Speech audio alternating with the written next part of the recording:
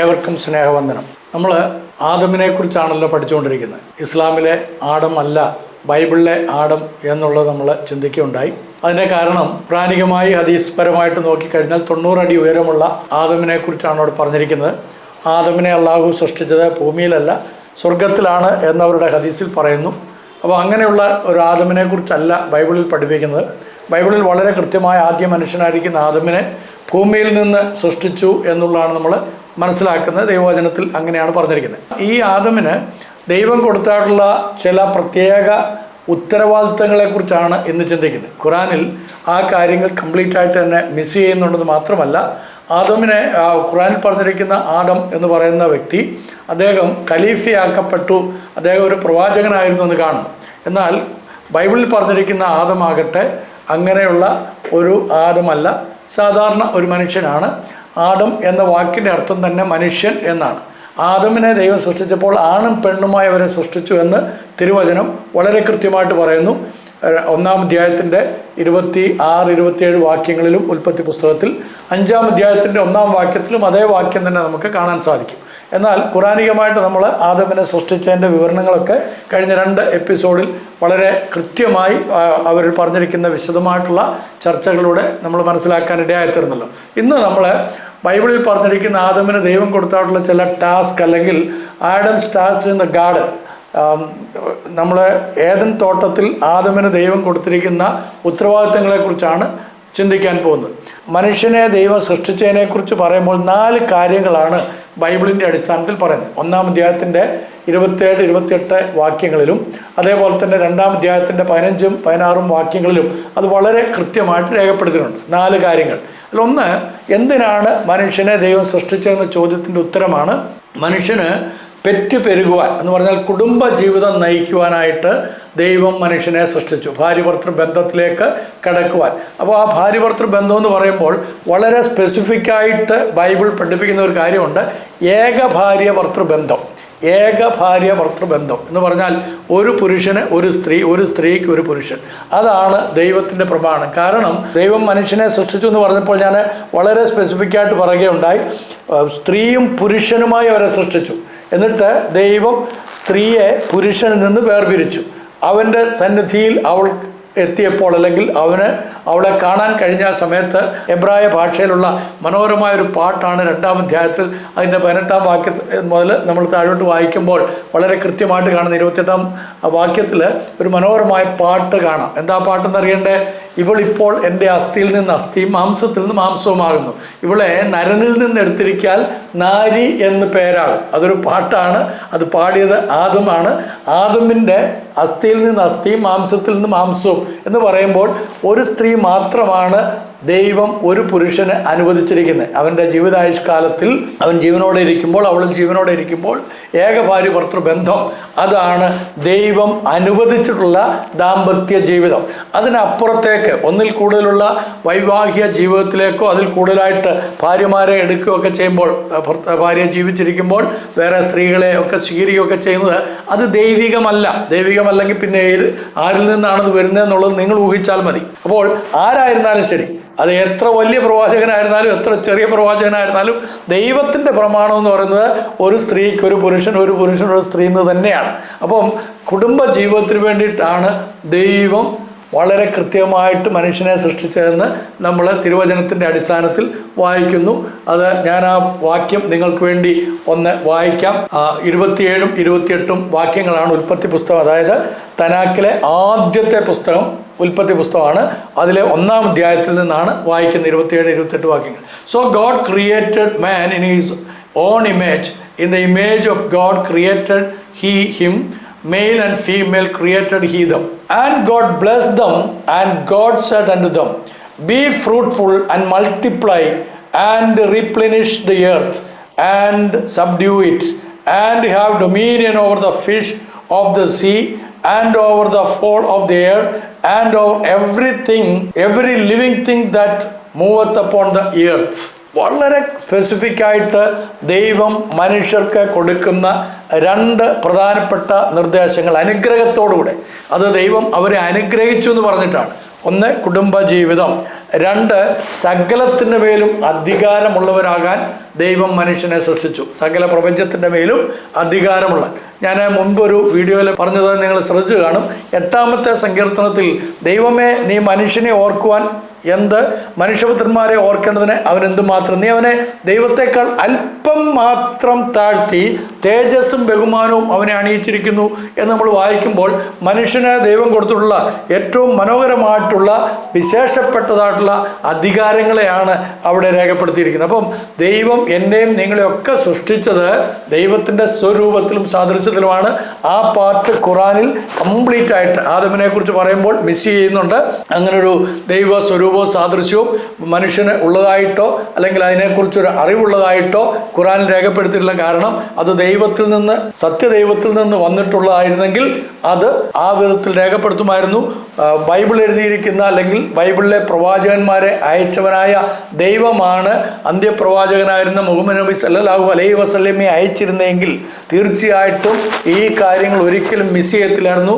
അത് വളരെ പ്രധാനപ്പെട്ട ഒരു കാര്യമാണ്. ദൈവത്തിൻ്റെ സ്വരൂപവും സാദൃശ്യവും മനുഷ്യന് നൽകി സൃഷ്ടിച്ചു എന്നുള്ളത്. അപ്പോൾ അതില്ലാത്തത് കൊണ്ട് നമുക്ക് വളരെ കൃത്യമായിട്ട് പറയാൻ കഴിയും, the Quran is not from the Yahweh God.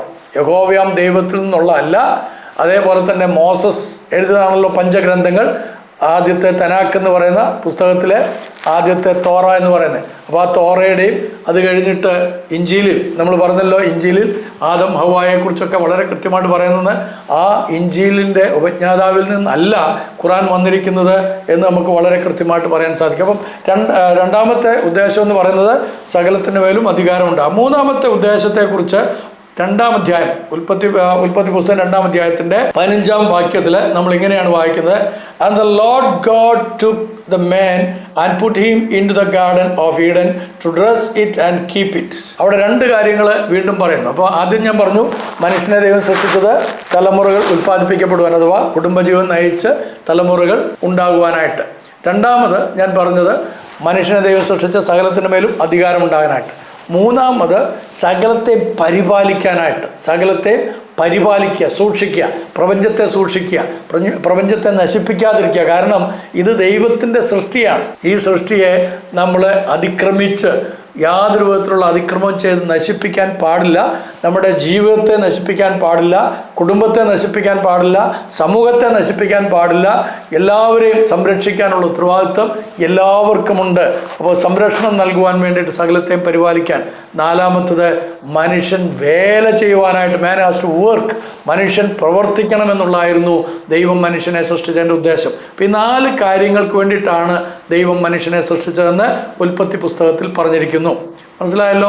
അപ്പം ഈ പാർട്ട് കംപ്ലീറ്റ് ആയിട്ട് ഖുറാനിൽ മിസ് ചെയ്തിരിക്കുന്നു. അതുകൊണ്ട് തന്നെ നമുക്ക് വളരെ കൃത്യമായിട്ട് പറയാൻ സാധിക്കും, ഖുറാനിൽ പറഞ്ഞിരിക്കുന്ന ദൈവമല്ല ബൈബിളിൽ പറഞ്ഞിരിക്കുന്ന ദൈവം, ഖുറാനിൽ പറഞ്ഞിരിക്കുന്ന കാര്യങ്ങളല്ല ബൈബിളിൽ പറഞ്ഞിരിക്കുന്നത്. ബൈബിളിൽ അതിൻ്റെ കൃത്യതയോടുകൂടെ കാര്യങ്ങൾ ആദ്യ സമയത്ത് തന്നെ പറഞ്ഞിട്ടുണ്ട്. മുമ്പ് ഞാൻ ഒരു ഉദാഹരണം പറഞ്ഞിരുന്നു. കള്ളനോട്ട് അടിക്കുന്നതിൻ്റെ അടിസ്ഥാനത്തിലല്ല നല്ല നോട്ട് അടിക്കുന്നത്, നല്ല നോട്ടിൻ്റെ അടിസ്ഥാനത്തിലാണ് കള്ളനോട്ട് അടിക്കപ്പെട്ടിരിക്കുന്നത്. അപ്പോൾ നല്ല നോട്ടായിരിക്കുന്ന ദൈവവചനമായ വിശുദ്ധ ബൈബിളിൽ തൗറാത്ത്, സബൂർ, ഇഞ്ചീൽ അതിനകത്തുള്ള കാര്യങ്ങൾക്ക് നേരെ ഘടകവിരുദ്ധമായിട്ടുള്ളതാണ് ഖുറാനിലുള്ളത്. അതുകൊണ്ട് തന്നെ അത് ദൈവത്തിൽ നിന്നുള്ളതല്ല എന്ന് നമുക്ക് പൂർണ്ണമായിട്ട് മനസ്സിലാക്കാൻ സാധിക്കും. ഓക്കെ, ഇനി അടുത്ത ഒരു കാര്യം ഇതിനോട് ബന്ധപ്പെട്ട് വളരെ പ്രധാനപ്പെട്ടത് എന്താണ്?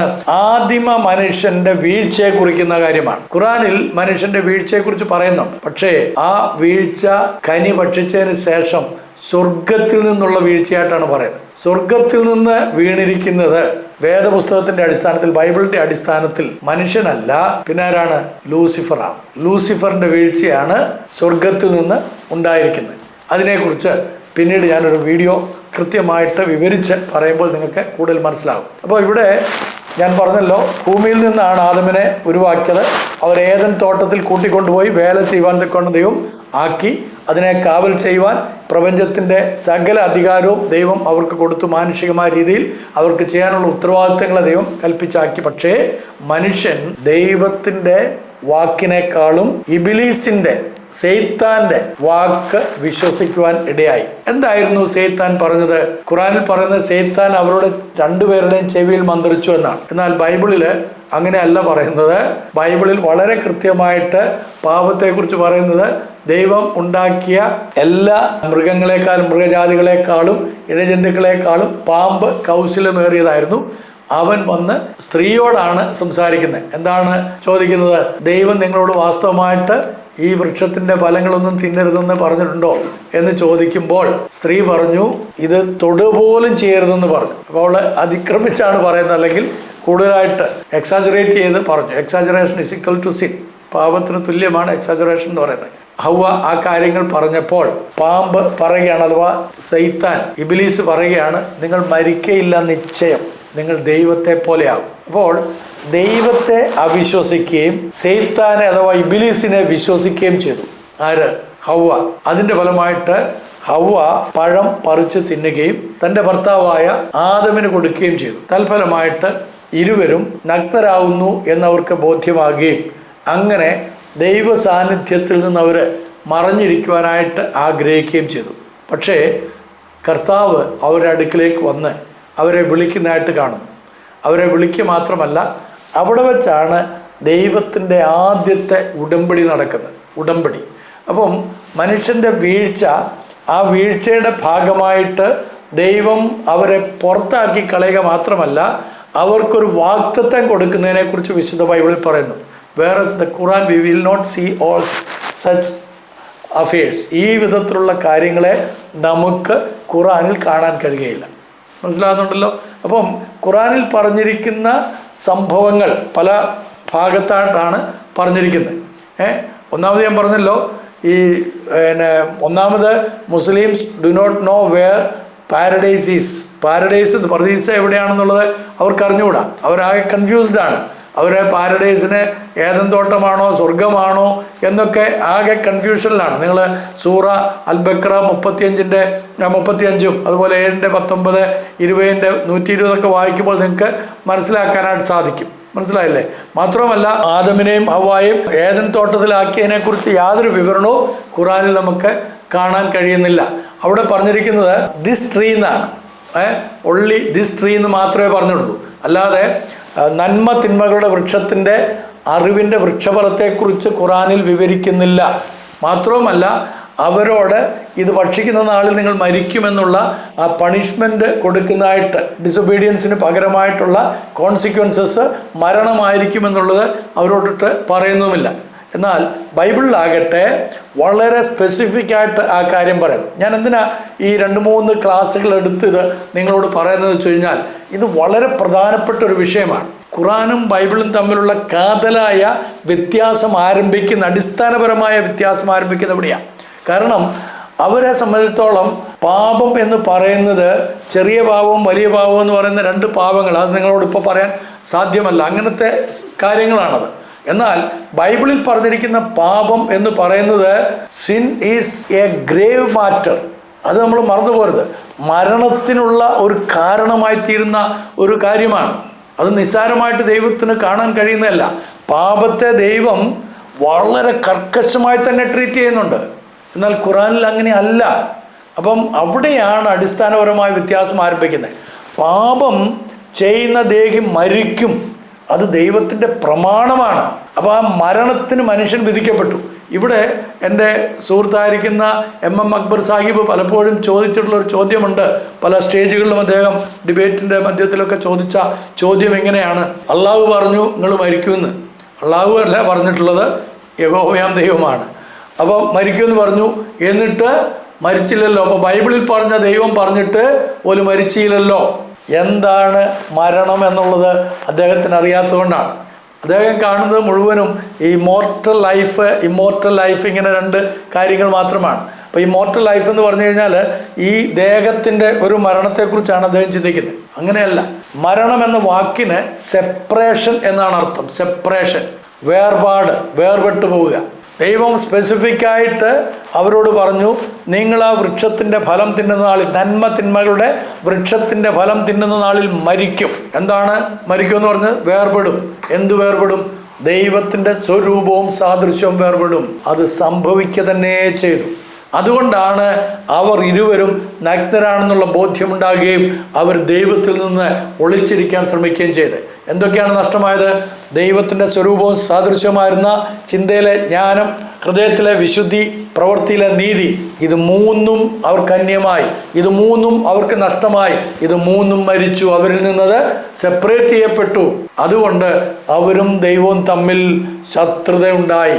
വിശുദ്ധ ബൈബിളിൽ റോമാലേഖനം 5-ാം അധ്യായത്തിൻ്റെ 6 മുതൽ 10 വരെയുള്ള വാക്യങ്ങളിൽ വളരെ സ്പെസിഫിക് ആയിട്ട് 4 കാര്യങ്ങൾ ഇതിനോട് ബന്ധപ്പെട്ട് പറയുന്നുണ്ട്. ഒന്ന്, we became an enemy of God. ദൈവത്തിൻ്റെ ശത്രുവായി നാം തീർന്നു. നമ്മൾ ഓരോരുത്തരും, ഓരോ വ്യക്തികളും ദൈവത്തിൻ്റെ ശത്രുക്കളായി മാറി. We were alienated from God. ദൈവത്തിൽ നമ്മൾ അന്യപ്പെട്ടു പോയി, അകന്നുപോയി.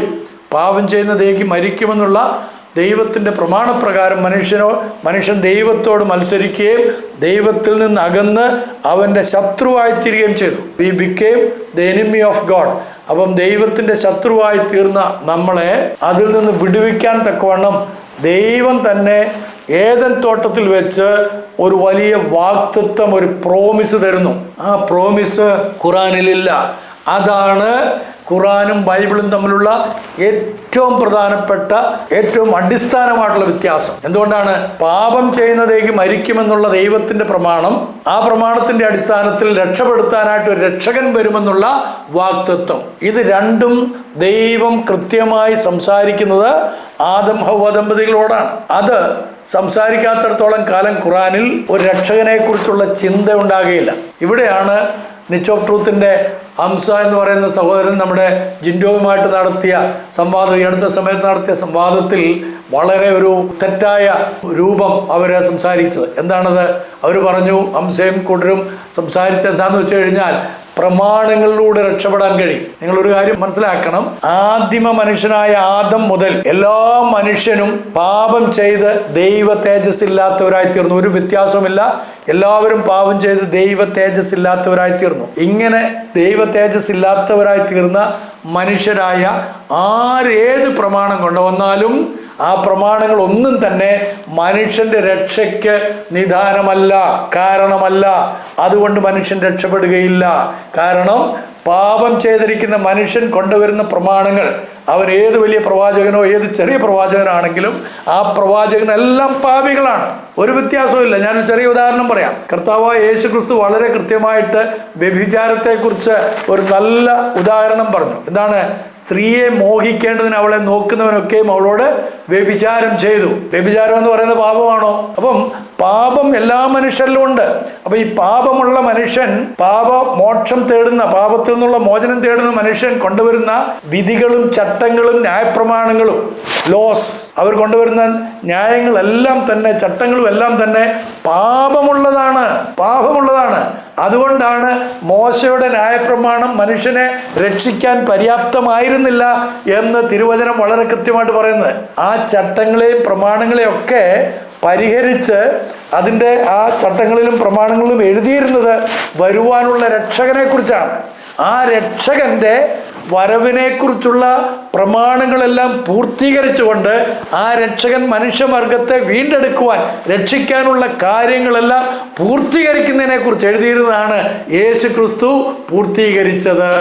അതുകൊണ്ടാണ് ഞാൻ ന്യായപ്രമാണം നീക്കുവാനല്ല നിവർത്തിപ്പാൻ അത്രേ വന്നതെന്ന് പറഞ്ഞു. ഇവിടെ നിരീശ്വരവാദികളായിരിക്കുന്ന ചില ആളുകളും പറയാറുണ്ട്, പഴയ നിയമത്തിൽ പറഞ്ഞിരിക്കുന്ന കാര്യങ്ങളെല്ലാം നിവർത്തിക്കാനായിട്ടാണ് യേശു വന്നത്. എൻ്റെ പൊന്നു സുഹൃത്തുക്കളെ, പഴയ നിയമത്തിൽ മനുഷ്യവർഗത്തിൻ്റെ രക്ഷയ്ക്ക് വേണ്ടി ദൈവം കൊടുത്തതായിട്ടുള്ള ചില പ്രത്യേക വിധികളുണ്ടായിരുന്നു, ചട്ടങ്ങളുണ്ടായിരുന്നു.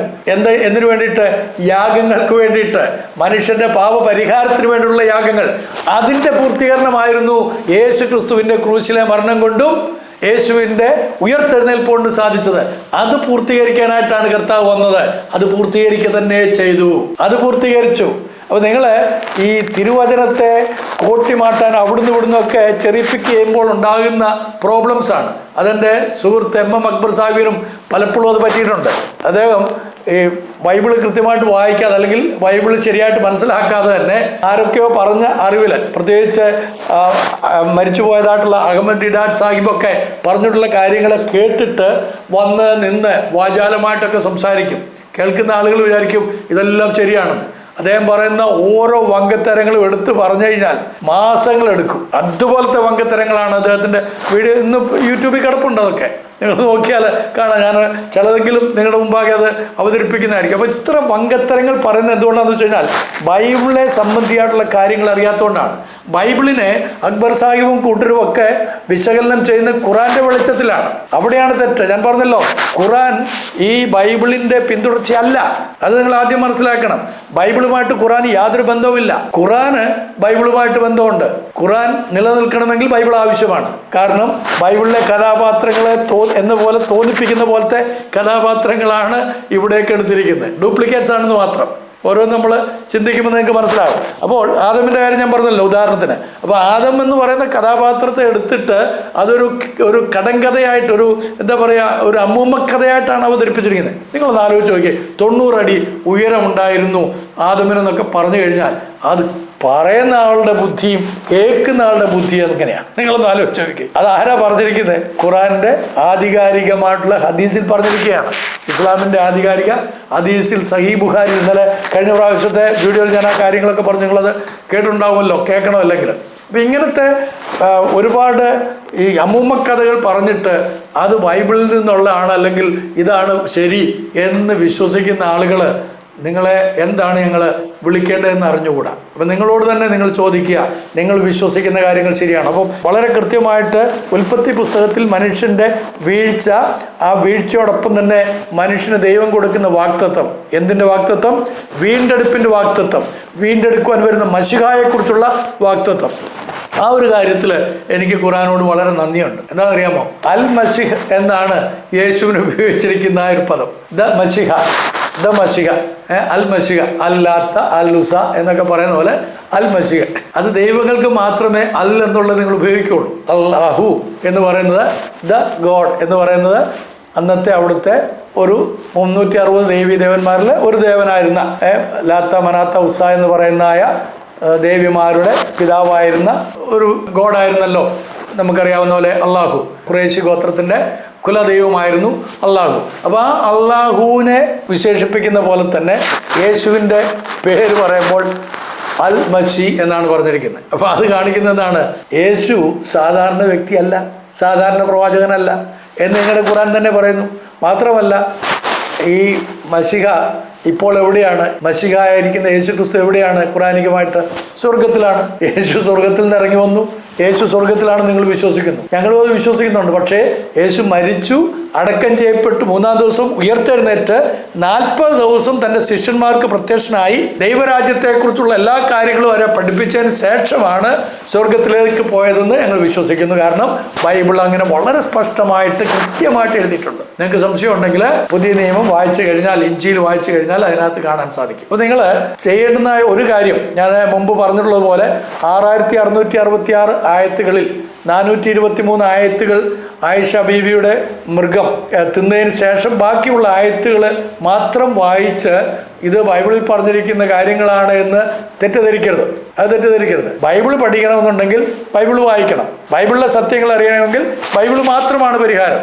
അതിന് വേറെ സ്റ്റോറീസ് ഒന്നും വായിച്ചിട്ട് കാര്യമില്ല. മനസ്സിലാകുന്നുണ്ടല്ലോ? അപ്പം അക്ബർ സാഹിബും കൂട്ടരും മനസ്സിലാക്കേണ്ട ഒരു കാര്യം, നിങ്ങൾ പറയുന്ന ആദം പാപത്തിൽ വീണെങ്കിലും അത് നിങ്ങൾ സമ്മതിക്കുന്നുണ്ട്, തെറ്റ് ചെയ്തു എന്നുള്ളത്. പക്ഷെ അള്ളാഹു പുറത്തു കൊടുത്തു എന്നാണ് പറയുന്നത്. ഞങ്ങൾ അള്ളാഹു അല്ല പുറത്തത്, യഹോവയായ ദൈവം അവനെ തോട്ടത്തിൽ നിന്ന് പുറത്താക്കിയിട്ട് അവനൊരു വാഗ്ദത്തം കൊടുക്കുന്നതായിട്ടാണ് ബൈബിൾ പറയുന്നത്. എന്താണ് വാഗ്ദത്തം? സകല മാനവരും രക്ഷപ്പെടുവാനുള്ള, എല്ലാവരെയും രക്ഷിക്കുവാനുള്ള മശിഹ വരുമെന്നുള്ള വാഗ്ദത്തം. ആ മശിഹ കാലസമ്പൂർണതയിൽ വന്നു, മനുഷ്യവർഗത്തിൻ്റെ വീണ്ടെടുപ്പായി തീർന്നു. അവൻ ദൈവത്തിൽ നിന്ന് വന്നവനും ദൈവത്തിലേക്ക് മടങ്ങിയവരുമായിട്ടുള്ള സാക്ഷാൽ സത്യദൈവമായ യേശു ക്രിസ്തു തന്നെ. ആ യേശു അല്ല നിങ്ങൾ പറയുന്ന ഈസ എന്നുള്ള അടുത്ത പാഠത്തിൽ ഞാൻ പഠിപ്പിക്കാം. സ്വർഗീയ കർത്താവ് അത് മനസ്സിലാക്കാനുള്ള ബുദ്ധിയും വിവേകവും ജ്ഞാനവും നമുക്കെല്ലാവർക്കും നൽകട്ടെ എന്ന പ്രാർത്ഥനയോടെ എല്ലാവർക്കും സ്നേഹവന്ദനം.